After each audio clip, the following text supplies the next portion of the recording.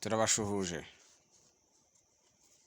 Nk'ubwo mu biganiro byacu tugenda tubagezaho ibintu bitandukanye, uyu munsi tugiye kuvuga ku nyamaswa y'inkazi bita inzovu. Turabashuhuje. Inzovu ni imwe mu nyamaswa zisurwa cyane na ba mukerarugendo. Ikaba iri mu itsinda ry'inyamaswa nini rizwi nka Big Five.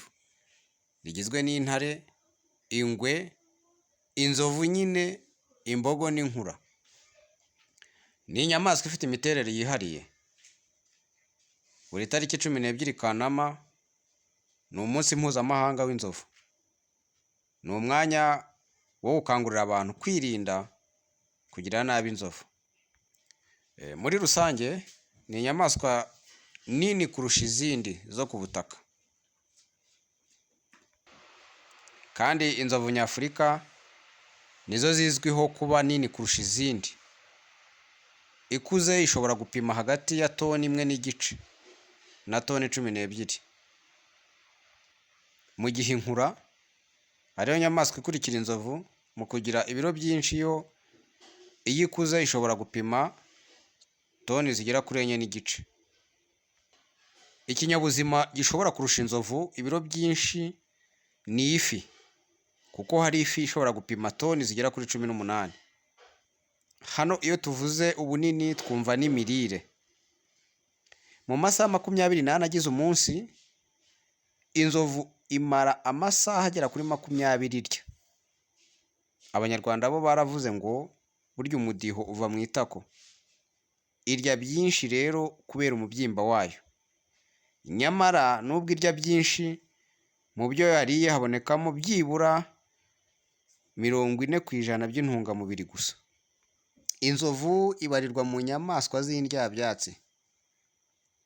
Ifite umwihariko wo kuba nubwo ari indyabyatsi itabasha kuza byose uko yabiriye. Ibasha kuza gusa 40%, ibindi ikabisohora uko yabishyize mu kanwa. Ku munsi inzovu irya ibiro hagati ya 200 na 400. Ikananywa litiro zigera kuri 200 z'amazi.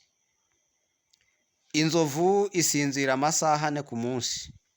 Muri ayo masaha 4 nibura amasaha 2 iyamara isinziriye ihagaze. Andi masaha 2 akaba ariyo imara isinziriye mu buryo bwimbitse. Iyo inzovu zifite impungenge ku buzima bwazo, nk'iyo zimaze iminsi zicwa n'intare cyangwa abantu bashaka amahembe yazo, icyo gihe zishobora kumara amasaha 46 zihunga zitarasinzira. Inzovu ntizigira aho zita ikiraro cyazo. Iryama aho igeze igihe yumvise ishaka kuryama. Akenshi kandi inzovu aho zirisha zifata nk'agace kazo ni ahantu hangana byibura na kilometero kare 10-70. Inzovu igira uburambe kugeza ku myaka 65. Kandi mu bijyanye no kubyara, mu gihe umuntu atwita amezi 9, inzovu yo ihaka amezi 22. Inzovu iyo imaze kuvuka, umwaka wa mbere urayigora cyane, ku buryo haba hari ibyago byo gupfa biri ku gipimo cya 30%, kubera impanuka zo mu ishyamba cyangwa nka ba rushimusi, no gusiga inyamaswa zirya inyama nk'intare n'izindi. Ibyo rero bikayigora cyane ku buryo uwo mwaka uyigora mu buryo bwo guhunga ibyayigirira nabi. Inzovu kandi ni inyamaswa ifite ubwonko bufite ubushobozi buhambaye. Iyo umuntu yibuka cyane bavuga ko afite ubwonko nk'ubw'inzovu. Ibyo bifite imvano rero, kuko inzovu ifite ubushobozi inshuro 3 kurusha umuntu cyangwa kurusha ubwonko bw'umuntu mu kwibuka.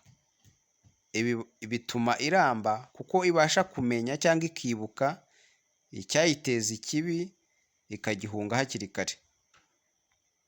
Inzovu zigira imiryango cyangwa ziba mu miryango. Imiryango yazo ishingira ku nzovu z'ingore. Iyo inzovu y'ingabo igejeje imyaka hagati ya 12 na 15, iva mu muryango ikajya ku ruhande, kuba ku rundi ruhande. ikabisa iz'ingore n'iz'ingabo zikiri nto.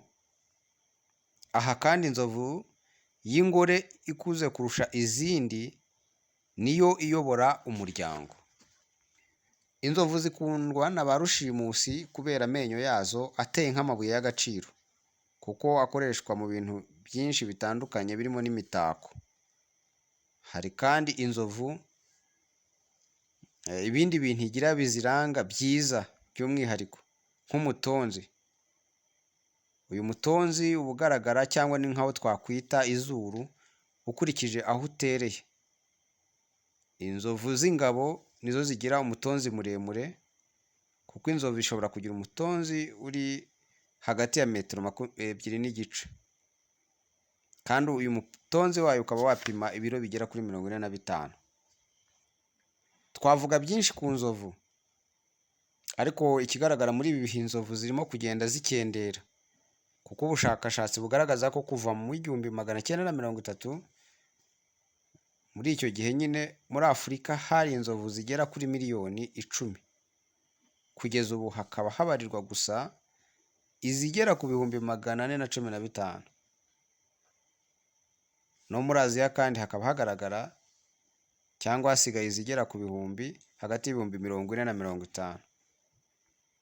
Mbere y'uko dusoza, twabibutsa ko igihugu cya Botswana muri Afurika ariyo gifite inzovu nyinshi zigera ku bihumbi 130. Ntitwakwibagirwa kandi u Rwanda rufite izigera ku 140 ziboneka muri parike y'igihugu y'Akagera. Turabashimiye. Niba hari igitekerezo, niba hari inyunganizi, ibyo byose mwabyandika muri komenti kugira ngo dukomeze tubakorere ubushakashatsi.